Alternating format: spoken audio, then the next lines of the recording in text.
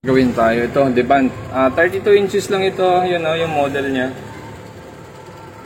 Ito naka-standby ngayon to. Gagawin natin dito, power on natin. Yan. Nag-on siya. Bumalik lang siya ulit sa red. Hindi siya dumidiretso, ano? Okay, so ulitin ulit natin, power on ulit natin. Nag-on na siya. Blink, tapos back to red ulit. So yan ang problema niya. Nagdala nito technician din, hindi daw niya maasikaso.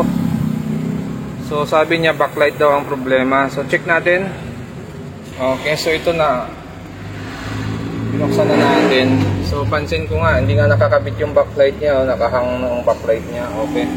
So maaaring backlight talaga ang problema ng unit. So try natin maglagay ng backlight. Titingnan natin kung magtutuloy siya. Okay, so yun, nagkabit tayo ng ibang backlight. Sa labas muna, pag mga ganitong trouble kasi, kailangan nyo siyang i-actual lagyan ng backlight kasi nagpo-protect siya, di ba, pag walang backlight. So kung pundi yung backlight sa loob, pwede kayo magkabit ng backlight sa labas. Titingnan nyo lang kung magtutuloy yung mainboard nya.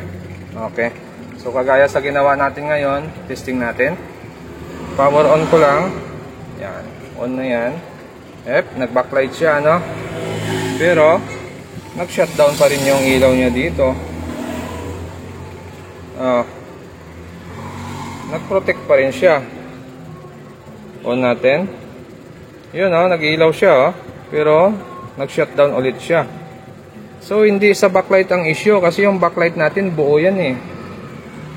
Ayan, nilagyan natin siya ng ibang power supply yung backlight natin. So makikita nyo, buhay yung backlight natin, ano? Hindi siya namamatay. Ayan. So ibig sabihin, buo yung ilaw natin. Maaari din buo din yung backlight niya. So may ibang problema ito pag ganito ang issue ng board natin, okay? Okay, so kinabit ko ngayon yung original yung backlight. Yan, nakakabit ngayon yan. Dito na lang tayo mag-monitor, ano? Power on natin. Ayan, nag-on na siya. So, hindi talaga siya umilaw, ano? Hindi umilaw yung backlight niya.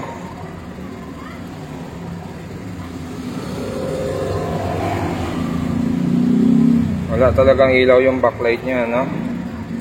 Okay, so positive nga, sira talaga yung backlight niya. Yan, sinaksak na natin yan. Wala talaga siyang ilaw, oh. Okay, so punti talaga ilaw niya.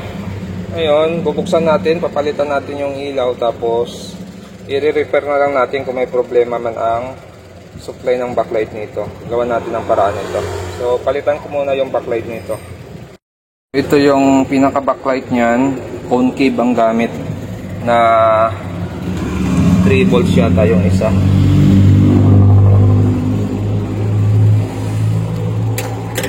Check natin kung 3 volts.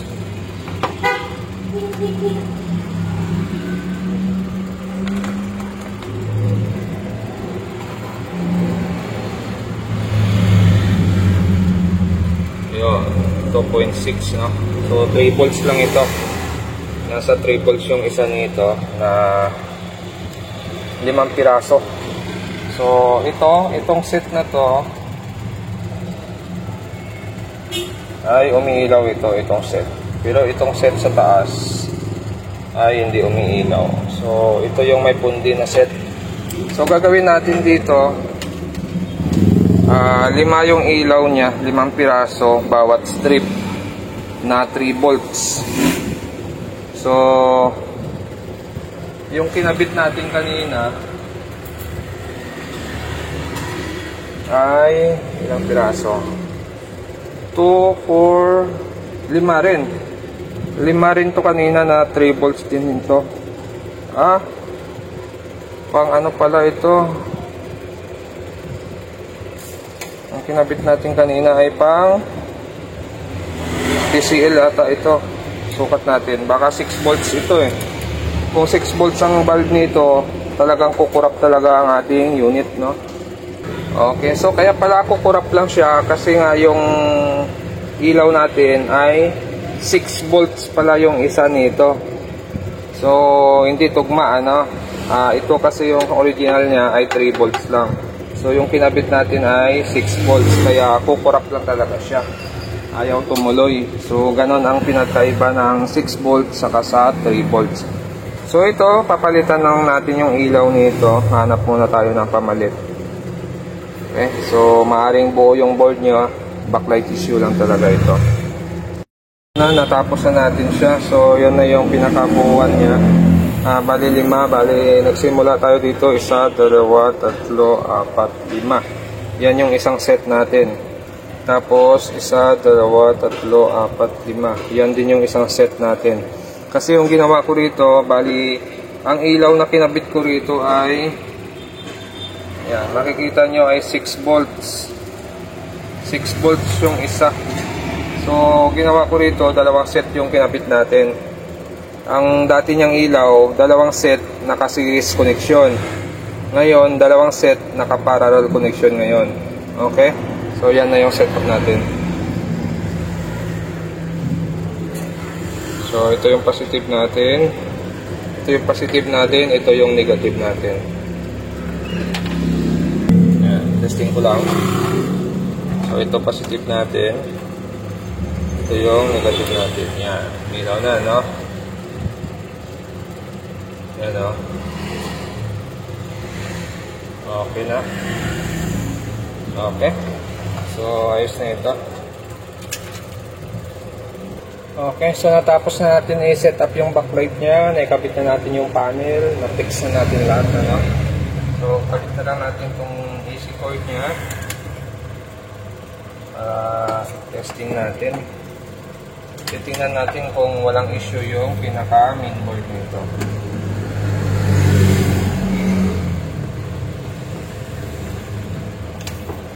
Okay. Sasako lang siya. So, may ilaw na ito. Power on natin. So, nakakabit na yung backlight natin. Okay, power on natin. Yan. Tapos, ayan, no? Okay na. So, nagtuloy-tuloy na siya, no? Hindi na siya nag-protect. Yan. So, backlight issue lang talaga siya.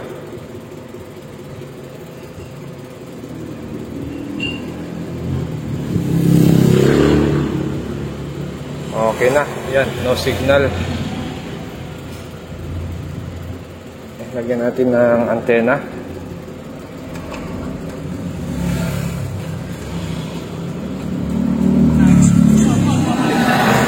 Hinaan natin yung sounds.